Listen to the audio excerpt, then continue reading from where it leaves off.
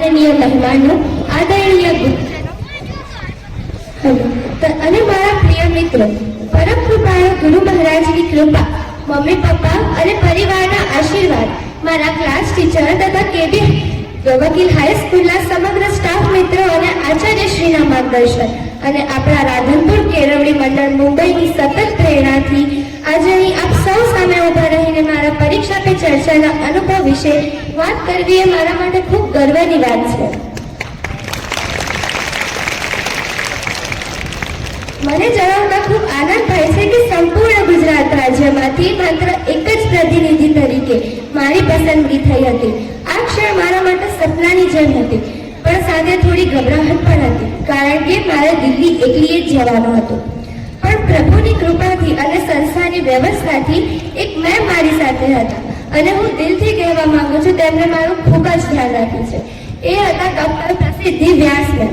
તેમણે મને માત્ર સહભાગી તરીકે જ નહીં, પોતાની દીકરી જેવી રીતે સંભાળ રાખી હતી. અને સાચું કહું તો મમ્મી પપ્પાની ચિંતા ત્યાં જ પૂરી થઈ ગઈ હતી. આજે આ મંચ પર હું તેમને દિલથી થેન્ક યુ કહેવા માંગુ છું. દિલ્હી પહોંચ્યા પછી અમારા અનુભવો એક પછી એક યાદગાર બનતા ગયા. અમે લોકો કુતુબ મિનાર જોવા ગયા, જ્યાં ઉભા રહીને લાગ્યું કે ઇતિહાસ પણ આપણને કંઈક કહેવા માંગે છે. પછી અમારી પ્રેક્ટિસ સેશન શરૂ થઈ, જેમાં અમે લોકોએ લાફ્ટર યોગા કર્યું. અને સાચું કહું તો પહેલાથી જ આવડતું હતું, પણ ત્યાં જઈને ખબર પડી કે હસવામાં પણ એક વિજ્ઞાન છે. આ દરમિયાન ઘણા શૂટ્સ થયા, ઘણા બધા બાઇટ્સ પણ લીધા અમારા. કેમેરા સામે બોલવાથી તો એક અલગ જ કોન્ફિડન્સ આવી જતો. આ બધું મારા માટે લર્નિંગ એક્સપિરિયન્સ હતું. અને પછી આવ્યો એ દિવસ 23/1/2026, જ્યારે અમને માનનીય વડાપ્રધાન શ્રી નરેન્દ્ર મોદીજીને મળવાની તક મળી.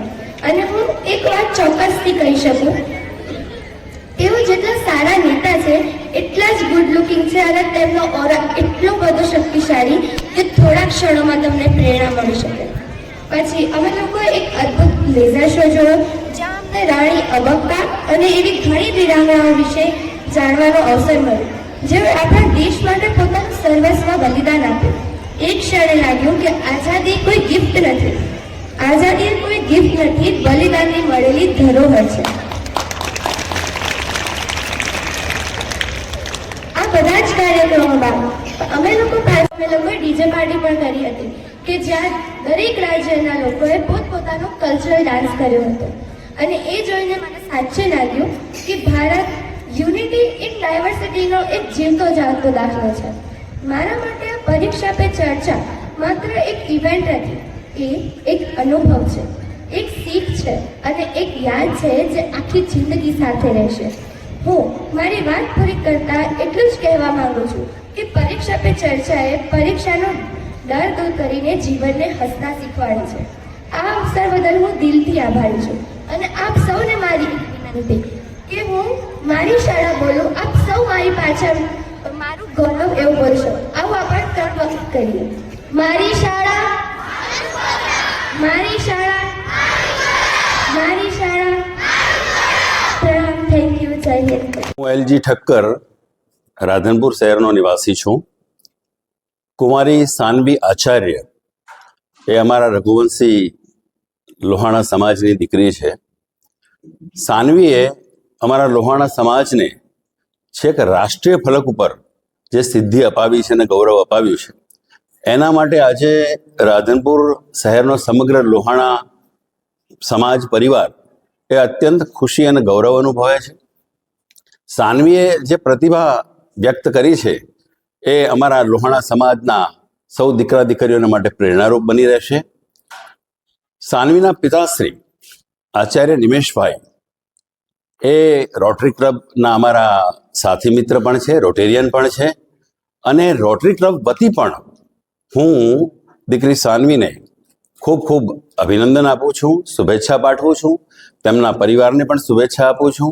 અને દીકરી સાનવી એણે જે આજે સરસ મજાની સિદ્ધિ પ્રાપ્ત કરી છે અને સૌને ગૌરવ અપાવ્યું છે, અમને સૌને લોહાણા સમાજના વડીલોને સૌને શ્રદ્ધા છે કે ભવિષ્યમાં આ દીકરી હજુ લોહાણા સમાજનું નામ રોશન કરશે અમે અપેક્ષા રાખીએ છીએ કે એ ઉચ્ચ કક્ષાએ સિદ્ધિઓ પ્રાપ્ત કરશે અને અમને ગૌરવ અપાવશે. આભાર. જય ભારત, જય જગત. હું નટુભાઈ આચાર્ય, સાનવીના મોટા બાપા.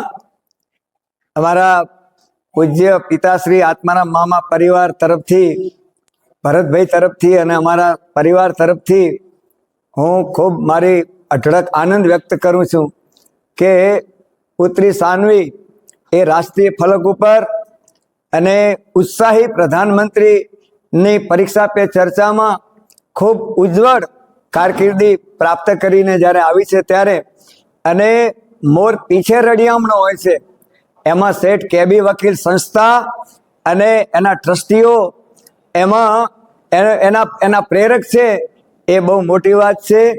અને અમારો આનંદ અઢળક બન્યો છે.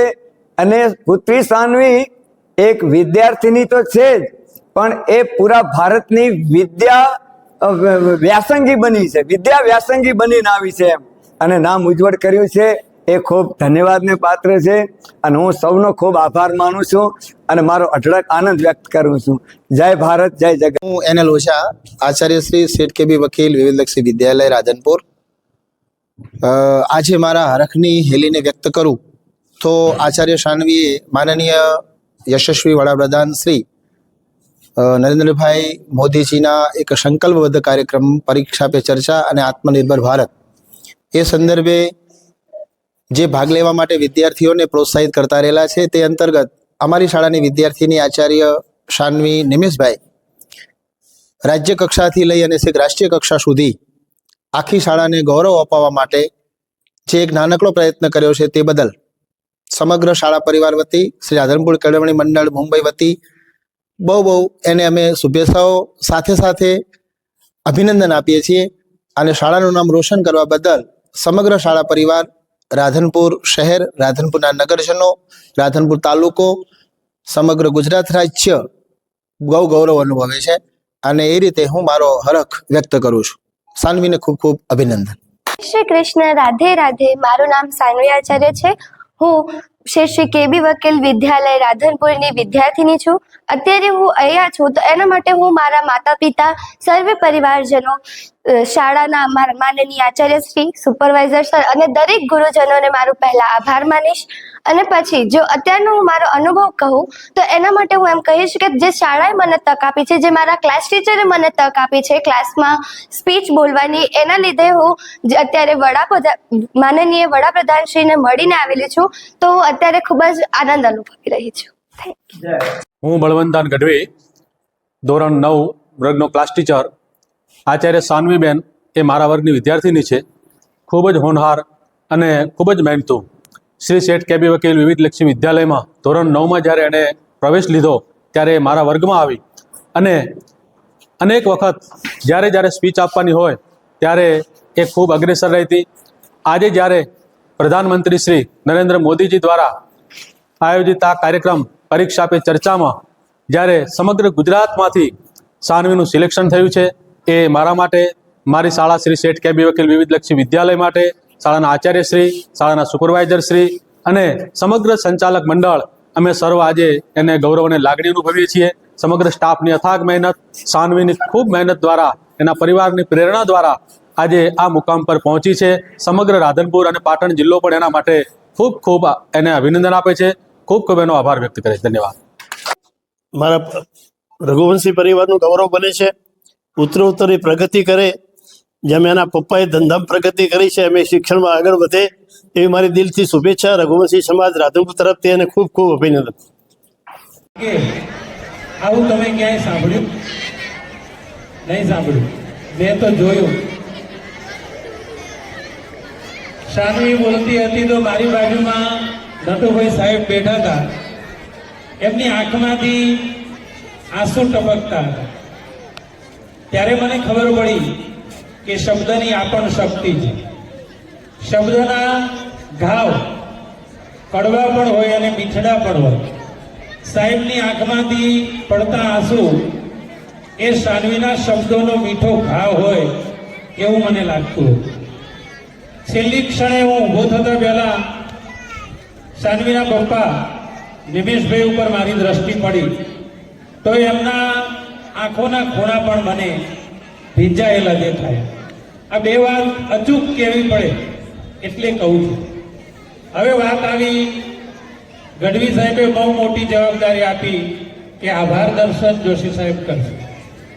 પહેલો જ તો આભાર તો ગઢવી સાહેબનો કરવો ઘટે, કારણ કે સાનવીને પલે પલે ઉચિત માર્ગદર્શન એના વર્ગ શિક્ષક તરીકે એમણે એને આપ્યું.